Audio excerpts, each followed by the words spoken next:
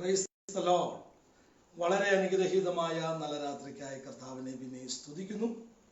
നമുക്കൊരു പ്രാവശ്യം കൂടെ ഈ ഭൂമിയിൽ സമാധാനത്തോടും സന്തോഷത്തോടും കൂടെ ആയിരിക്കുവാൻ വലിയവനാകുന്ന ദൈവം നമ്മുടെ ഓരോരുത്തരുടെയും ജീവിതത്തിൽ ഒരുക്കിയ ഈ വിലയേറിയ അവസരങ്ങൾക്കെല്ലാം മഹത്വവും കർത്താവിന് അർപ്പിക്കുന്നു.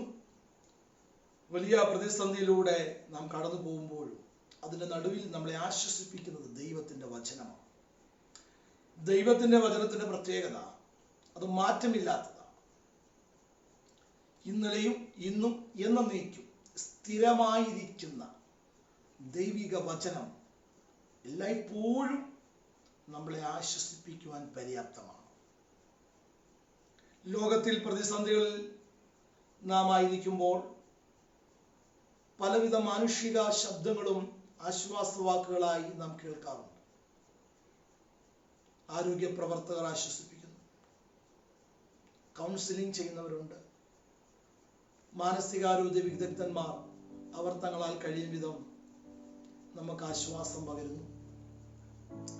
എന്നാൽ അതിനൊക്കെ ഒരുപാട് ന്യൂനതകളുണ്ട്. ദൈവത്തിന്റെ വചനം നമ്മളെ ആശ്വസിപ്പിക്കുമ്പോൾ അത് കേവലം കേട്ട് മറന്നു കളയുന്ന ഒരു വാക്കായിട്ടല്ല, മറിച്ച് നമ്മുടെ ആത്മാവിൽ, നമ്മുടെ പ്രാണനിൽ, നമ്മുടെ സന്ധിമജ്ജകളിലേക്ക് തുളച്ച് കയറി ഒരു പരിപൂർണമായ രൂപാന്തരം വരുത്തുവാൻ ദൈവത്തിന്റെ വചനത്തിന് ശക്തിയുണ്ട്. അതുകൊണ്ട് ഒരു ദൈവ പൈതലിനെ സംബന്ധിച്ചിടത്തോളം മാനുഷികമായ എല്ലാ ആശ്വാസ വചനങ്ങളെക്കാൾ ഉപരി നമുക്ക് ആവശ്യം ദൈവിക വചനത്താൽ ലഭിക്കുന്ന ആശ്വാസ വചനങ്ങളാണ്. ഇന്ന് രാത്രി വളരെ പ്രതീക്ഷയോടും വളരെ ആഗ്രഹത്തോടും നമുക്ക് ദൈവവചന കേൾവിക്കായി പ്രാർത്ഥനാപൂർവം ഒരുങ്ങാം. നിങ്ങളുമായി ഇന്ന് രാത്രി പങ്കുവയ്ക്കുവാൻ കർത്താവിന്റെ ഹൃദയത്തിൽ പ്രേരണ നൽകിയ ഒരു തിരുവചന വേദഭാഗം വായിക്കുന്നു. 1 പത്രോസിന്റെ ലേഖനം 3-ാം അധ്യായം അതിന്റെ 9-ാമത്തെ വചനം. 1 പത്രോസ് 3-ാം അധ്യായം അതിന്റെ 9-ാമത്തെ വചനം. ദോഷത്തിന് ദോഷവും ശകാരത്തിന് ശകാരവും പകരം ചെയ്യാതെ നിങ്ങൾ അനുഗ്രഹം അനുഭവിക്കേണ്ടതിന് വിളിക്കപ്പെട്ടതുകൊണ്ട് അനുഗ്രഹിക്കുന്നവരായിരിക്കുവിൻ. നിങ്ങൾ അനുഗ്രഹം അനുഭവിക്കാൻ വിളിക്കപ്പെട്ടിരിക്കുന്നത് കൊണ്ട് അനുഗ്രഹിക്കുന്നവർ ആയിരിക്കുവിൻ. പ്രിയമുള്ളവരെ, നമ്മളെ കർത്താവ് എന്തിനാ വിളിച്ചത്? ദൈവത്തിന്റെ വചനം പറയുന്നു, അനുഗ്രഹം അനുഭവിക്കാൻ കർത്താവ് നിങ്ങളെ വിളിച്ചു. നാം ആരും യേശുവിനെ തിരഞ്ഞെടുത്തതല്ല, നമ്മുടെ ഇഷ്ടപ്രകാരം നാം തിരഞ്ഞെടുത്തതല്ല. ദൈവത്തിന്റെ വചനം പറയുകയാ, ഞാൻ നിങ്ങളെ തിരഞ്ഞെടുത്തു. എന്തിനു വേണ്ടി? നിങ്ങൾ പോയി ഫലം കായ്ക്കേണ്ടതിന്. പലപ്പോഴും പല കാരണങ്ങളും ദൈവത്തെ പിൻപറ്റുവാൻ നമുക്കിടയായി നിൽക്കാം. എന്നാൽ ആത്യന്തികമായി കർത്താവ് നമ്മളെ തിരഞ്ഞെടുത്തു. ആ തിരഞ്ഞെടുപ്പിന്റെ പിൻപിൽ ദൈവത്തിന് ഒരുപാട് ഉദ്ദേശ്യങ്ങളുണ്ട്. ലോകസ്ഥാപനത്തിനു മുൻപേ, ഭൂമിക്ക് അടിസ്ഥാനമിടുന്നതിന് മുൻപേ, നമ്മുടെ അമ്മയുടെ ഗർഭപാത്രത്തിൽ നാം ആരും ഉരുവാകുന്നതിന് മുൻപേ നമ്മളെ കർത്താവ് കണ്ടു. കർത്താവ് നമ്മളെ തിരഞ്ഞെടുത്തു. ഒന്നുകൂടി പറഞ്ഞാൽ, നമ്മളെ തിരഞ്ഞെടുക്കുവാൻ കർത്താവിന് നമ്മളിൽ പ്രസാദം തോന്നി. എന്തിന് ദൈവം നമ്മളെ തിരഞ്ഞെടുത്തു? ഇതെല്ലാം കൂടി ഇന്ന് രാത്രി നമുക്ക് സംസാരിക്കാൻ സാധിക്കത്തില്ല. വ്യത്യസ്തമാകുന്ന പദ്ധതികളുണ്ട്. എന്നാൽ ഒരു കാര്യം മാത്രം വേഗത്തിൽ നമുക്ക് ചിന്തിക്കാം. ഈ വചനത്തിന്റെ അടിസ്ഥാനത്തിൽ നിങ്ങൾ അനുഗ്രഹം അനുഭവിക്കേണ്ടതിന്, അപ്പം അനുഗ്രഹത്തെക്കുറിച്ച് കേൾക്കാനോ അനുഗ്രഹത്തെക്കുറിച്ച് അറിയുവാനോ അനുഗ്രഹം കാണുവാനോ അല്ല, പ്രത്യുത അനുഗ്രഹം അനുഭവിക്കേണ്ടതിന് നാം ദൈവത്താൽ വിളിക്കപ്പെട്ടവരാണ്. എത്ര ഭാഗ്യകരമായ അവസ്ഥ! ഈ ലോകത്തിൽ ആരെങ്കിലും മനസ്സു തുറന്ന് നമ്മളോട് പറയുമോ, ഞാൻ നിങ്ങളെ അനുഗ്രഹിക്കാമെന്ന്? മനുഷ്യർ ഒരുപക്ഷെ നമ്മളെ സഹായിച്ചെന്നിരിക്കും, നമ്മുടെ സങ്കടങ്ങളിൽ, നമ്മുടെ വേദനകളിൽ, നമ്മുടെ ആവശ്യങ്ങളിൽ ആരെങ്കിലും നമ്മുടെ കരുണ കാണിച്ചെന്നിരിക്കും. എന്നാൽ അതൊന്നും പൂർണ്ണമല്ല. എന്നാൽ നമ്മളെ ഒരുവൻ വിളിച്ചു. എങ്ങനെ വിളിച്ചു? എങ്ങനെയാണ് നമ്മളെ സ്വന്തമാക്കിയത്? തന്റെ രക്തത്താൽ. അപ്പോൾ നാം ഓരോരുത്തരും ഈ അനുഗ്രഹത്തിന്റെ അവസ്ഥയിലേക്ക് വരുവാൻ, നമ്മളെ അനുഗ്രഹിക്കാം എന്ന് പറഞ്ഞവൻ കൊടുക്കേണ്ടി വന്ന വില തന്നെ ജീവനാണ്. അപ്പൊ ജീവൻ കൊടുത്ത് വിലയ്ക്ക് വാങ്ങി സ്വന്തമാക്കിയ നമ്മളെ ശാപഗ്രസ്തരാകാനല്ല, നമ്മളെ അലയിക്കാനല്ല, എന്നും കണ്ണുനീരും പരിഭവവും പട്ടിണിയും ദുരിതവും ഒക്കെ പേറി നടക്കാനല്ല യേശു നമ്മളെ വിളിച്ചത് അനുഗ്രഹം അനുഭവിക്കാനാണ്. ഈ രാത്രിയിലായി ഈ വചനം നിങ്ങൾ കേട്ടുകൊണ്ടിരിക്കുമ്പോൾ ചിലരെങ്കിലും പറയും, ഞാൻ കർത്താവിനെ അറിഞ്ഞിട്ട് അല്ലെങ്കിൽ കർത്താവിനെ പിൻപറ്റാൻ തുടങ്ങിയിട്ട് ഇത്ര വർഷമായി, ഇത്ര കാലമായി, എന്നേക്കാൾ പ്രായം കുറവുള്ളവർ, അല്ലെങ്കിൽ ഞങ്ങൾ യേശുവിനെ അറിഞ്ഞതിന് ശേഷം വർഷങ്ങൾക്ക് ശേഷം കർത്താവിനെ കണ്ടുമുട്ടിയവർ നല്ല നിലയിലായി, അവരുടെ മക്കൾ അനുഗ്രഹിക്കപ്പെട്ട നിലയിലായിരിക്കുന്നു, അവരുടെ അവസ്ഥകൾക്കെല്ലാം വലിയ വ്യതിയാനങ്ങൾ സംഭവിച്ചു, ഞങ്ങൾ എങ്ങും എത്തിയില്ല. ഇതൊരു വേദനയായി നിങ്ങളുടെ ഉള്ളിലുണ്ടോ? അപ്പൊ നമുക്ക് പലതും സാധിക്കാതെ പോകുമ്പോൾ നാം ഒന്ന് സ്വയം സന്തോഷിക്കുവാൻ വേണ്ടി, ന്യായീകരണത്തിന് വേണ്ടി തിരഞ്ഞെടുക്കുന്ന ഒരുപാട് വാദങ്ങളുണ്ട്. എല്ലാവർക്കും ഒന്നും എല്ലാം കിട്ടിയെന്ന് വരത്തില്ല, അല്ലെങ്കിൽ ഇതുകൊണ്ടൊക്കെ അങ്ങ് പോകാം. പലപ്പോഴും നാം പരിമിതപ്പെടുന്ന ചിന്തകളിലേക്ക് നമ്മളെ തന്നെ നയിക്കാറുണ്ട്. പ്രിയമുള്ളവരെ, കർത്താവിന് മുഖപക്ഷമില്ല. യേശു നമ്മളെ വിളിച്ചത് എന്തിനാ? അതാദ്യം തിരിച്ചറിയണം. അവിടെ നമ്മുടെ ഒന്നാമത്തെ വിടുതൽ ആരംഭിക്കും. എന്റെ ദൈവം എന്നെ വിളിച്ചത് അനുഗ്രഹം മറ്റാരുടെയും ലൈഫിൽ നടക്കുന്നത് കണ്ട് അതിനെ ഉയർത്തി, അതിനെ പ്രശംസിച്ച്, അതിനെ പ്രഘോഷിക്കാനൊന്നുമല്ല, അനുഗ്രഹം ഞാൻ അനുഭവിക്കുവാൻ വേണ്ടിയാണ്. അപ്പോൾ സ്വാഭാവികമായും ഉയർന്നു വരുന്നൊരു ചോദ്യമുണ്ട്, എന്താണ് അനുഗ്രഹം? സമ്പത്ത് കുമിഞ്ഞുകൂടുന്നതാണോ? വലിയ പണക്കാരനാകുന്നതാണോ? ഒരുപാട് ആഡംബര വസ്തുവകകൾ ഒക്കെ അനുഭവിച്ച് അങ്ങനൊരു ജീവിതം, അതൊക്കെയാണോ അനുഗ്രഹം? പ്രിയമുള്ളവരെ, നിശ്ചയമായുമല്ല. ദൈവവചനം അനുശാസിക്കുന്ന ദൈവിക അനുഗ്രഹം എന്ത്? ഇന്ന് രാത്രി നമുക്ക് വളരെ ശാന്തമായി ആ ഭാഗങ്ങളൊന്ന് ധ്യാനിക്കാനിടയാകട്ടെ. ഏറ്റവും അധികം ആത്മീയരുടെ ഇടയിൽ തെറ്റിദ്ധരിക്കപ്പെട്ട ഒരു പദമാണ് അനുഗ്രഹം എന്നുള്ളത്. ഇന്ന് ലോകത്തിൽ, ആഗോള സഭയിൽ രണ്ട് സുവിശേഷങ്ങളാണ് പ്രധാനമായും പ്രഘോഷിക്കപ്പെടുന്നത്. ഒന്ന് സമൃദ്ധിയുടെ സുവിശേഷം, പ്രോസ്പെരിറ്റി ഗോസ്പൽ. നിങ്ങൾ യേശുവിനെ സേവിച്ചാൽ, നിങ്ങൾ യേശുവിനെ പിൻപറ്റിയാൽ നിങ്ങൾക്ക് ഇഷ്ടംപോലെ സമ്പത്ത് വരും, നിങ്ങളുടെ എല്ലാ അവസ്ഥകൾക്കും വ്യതിയാനങ്ങൾ വരും, ആഡംബര വീടുകൾ, കാർ, വസ്തുവകകൾ, മറ്റ് ജീവിത സൗകര്യങ്ങൾ ഇതൊക്കെ ലഭിക്കും എന്ന് പ്രസംഗിക്കുന്ന ഒരു സുവിശേഷം. മറ്റൊന്ന് സമൃദ്ധിയൊന്നുമല്ല,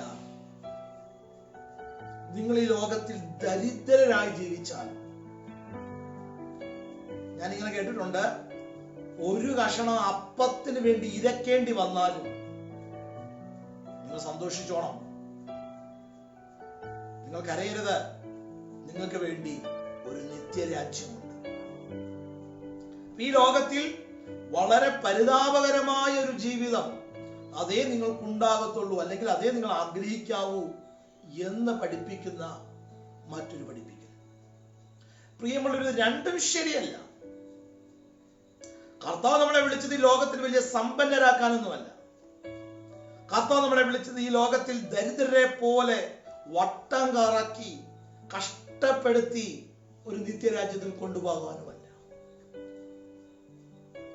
അപ്പൊ ഇതിന്റെ രണ്ടിനും ഇടയിലുള്ള ഒരു ബാലൻസ്ഡ് ആയിട്ടുള്ള പഠിപ്പിക്കലുകൾ നമുക്ക് ആവശ്യമാണ്. ഞാൻ ഇങ്ങനെ പറയാൻ ശ്രമിക്കുന്നു, യേശുവിന്റെ ജീവൻ എൻ്റെ അകത്തുള്ളതാണ് ഏറ്റവും വലിയ സമൃദ്ധി. യേശുവിന്റെ ജീവൻ എൻ്റെ അകത്തുള്ളപ്പോൾ എനിക്ക് വേണ്ടിയതെല്ലാം അവൻ കരുതും. ആ ഉറപ്പെന്റെ അന്തരാത്മാവിൽ ലഭിക്കും.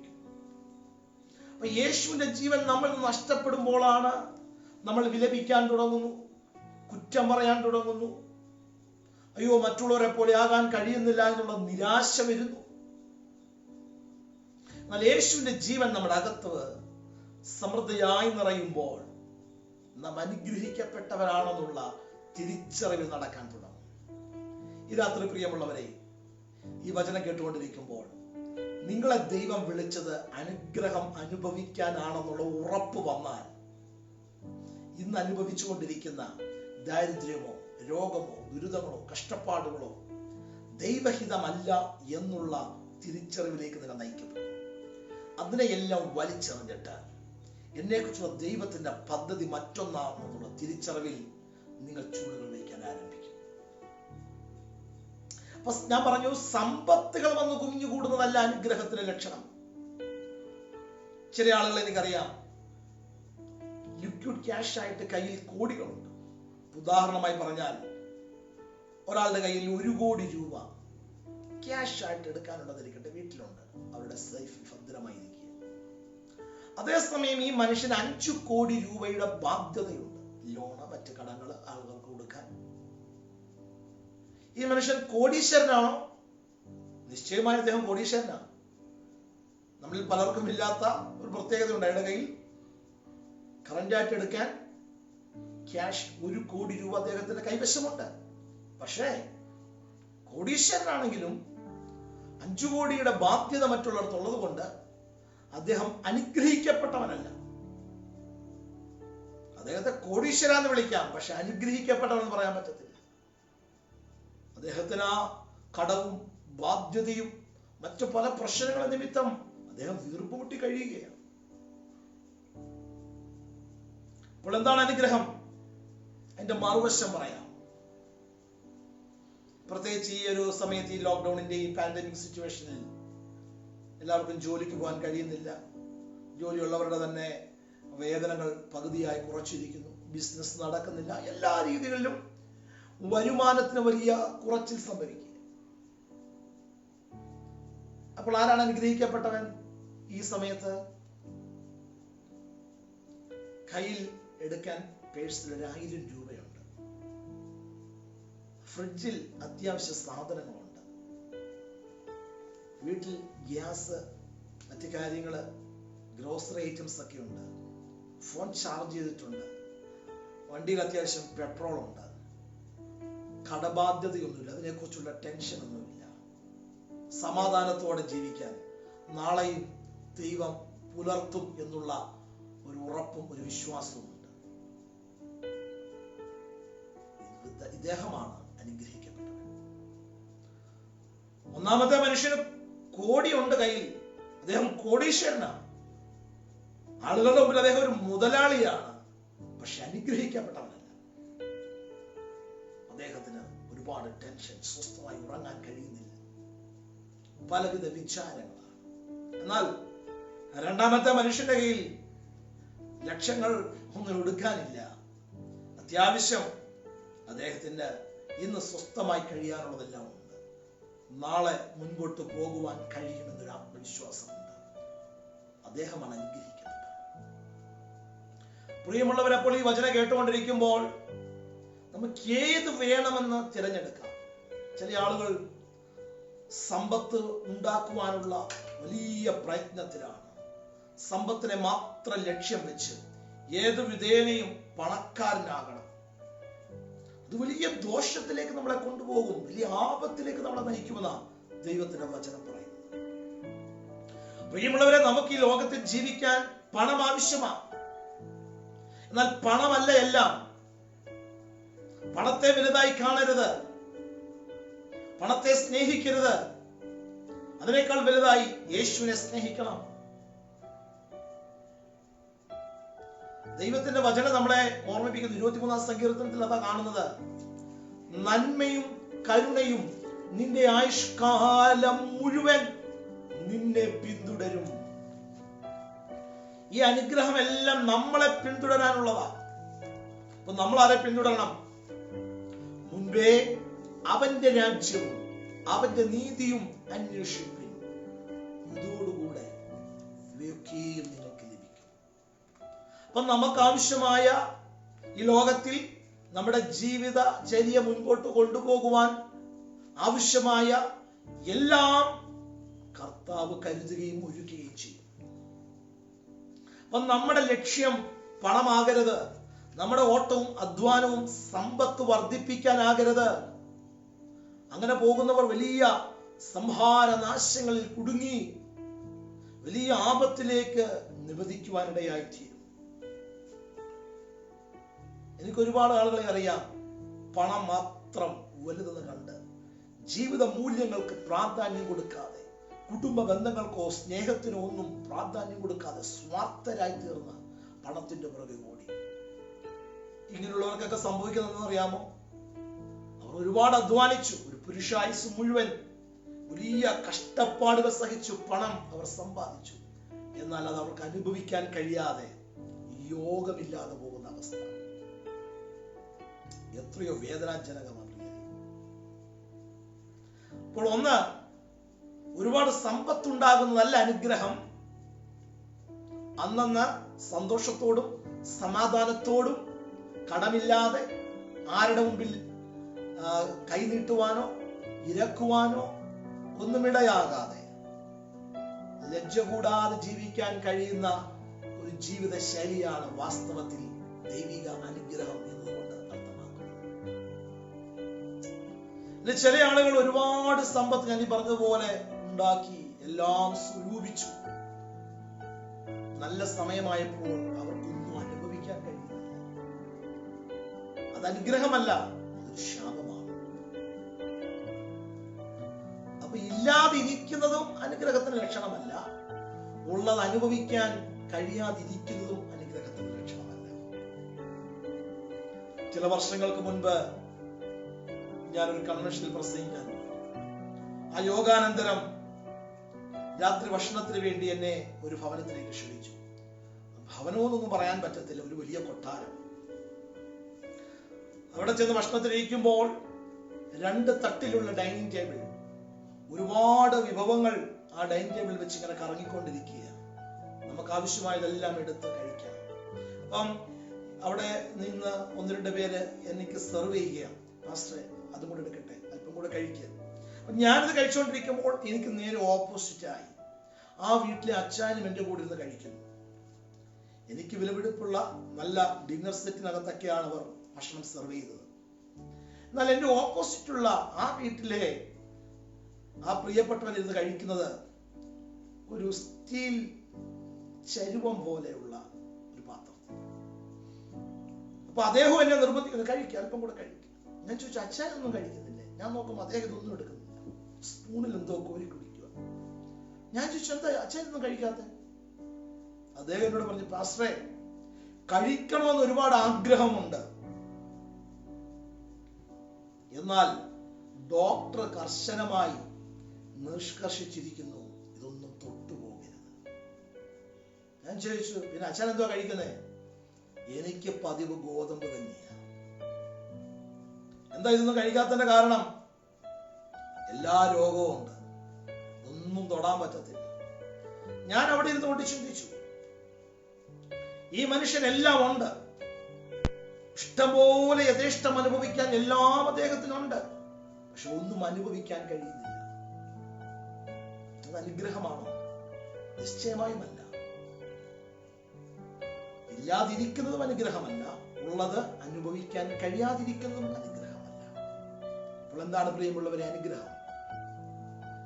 തരുന്നതെല്ലാം, ലഭിക്കുന്നതെല്ലാം സന്തോഷത്തോടെ അനുഭവിക്കാൻ കഴിയുന്ന ഒരു അവസ്ഥ. അതാണ് വാസ്തവത്തിൽ അനുഗ്രഹം എന്ന് പറയുന്നത്.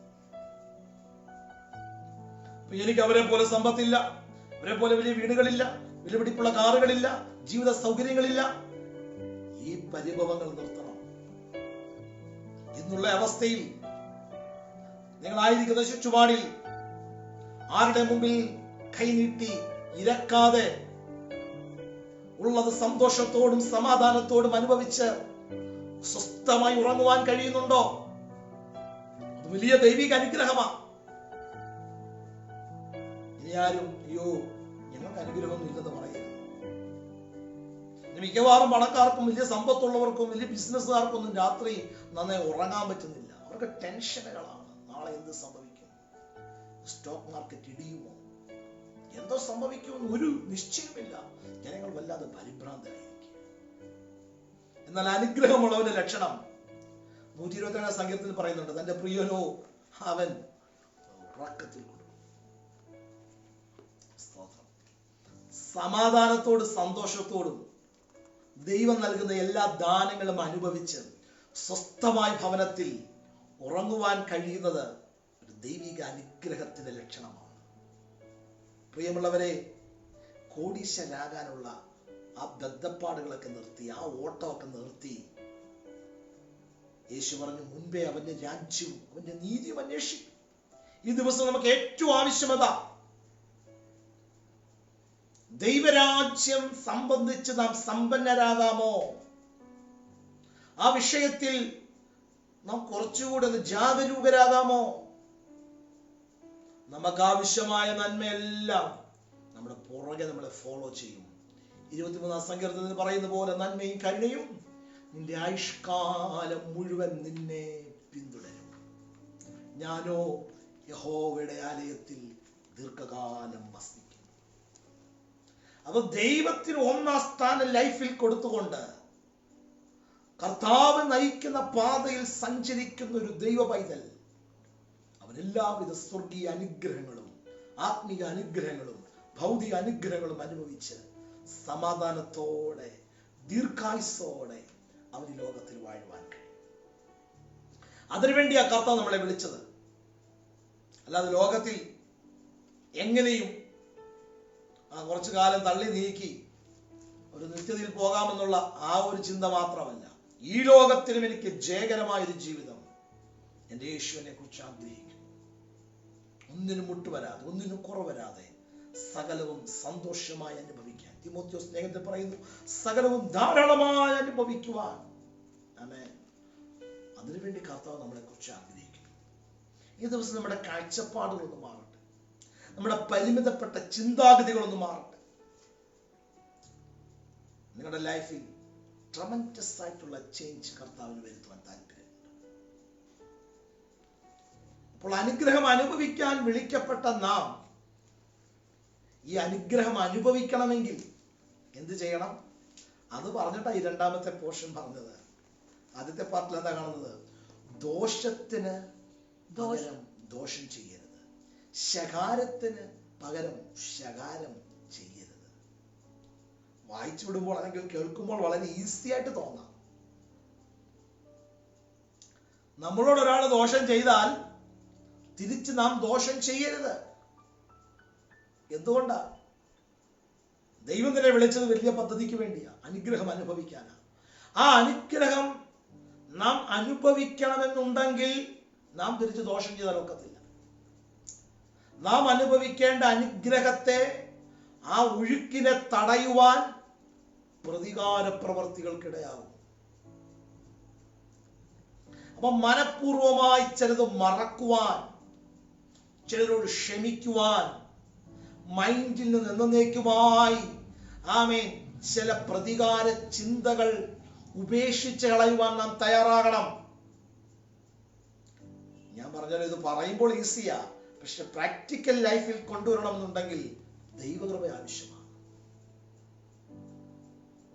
നമ്മളോട് ആരെങ്കിലും എന്തെങ്കിലും ദോഷമായി പറഞ്ഞാൽ പക്ഷെ ഒരു കാരണമില്ലാതെ പറയായിരിക്കും, ഇത് ചോദിച്ചിട്ടേ ഉള്ളൂ, എനിക്ക് മിണ്ടാതിരിക്കാൻ ഒക്കത്തില്ല, അല്ലെങ്കിൽ ഞാൻ എന്തോ വിവരമില്ലാത്തവനാണെന്നും ഞാൻ ഒരു മടയനാണെന്ന് അവർ ചിന്തിക്കും, അതുകൊണ്ട് എനിക്കെന്നെ മറുപടി പറയണം. പ്രിയമുള്ളവരെ, കുറച്ച് സമയം ഒന്ന് സൈലന്റ് ആയിട്ടിരിക്കുക. പ്രതികാര ചിന്ത ഉപേക്ഷിക്കുക.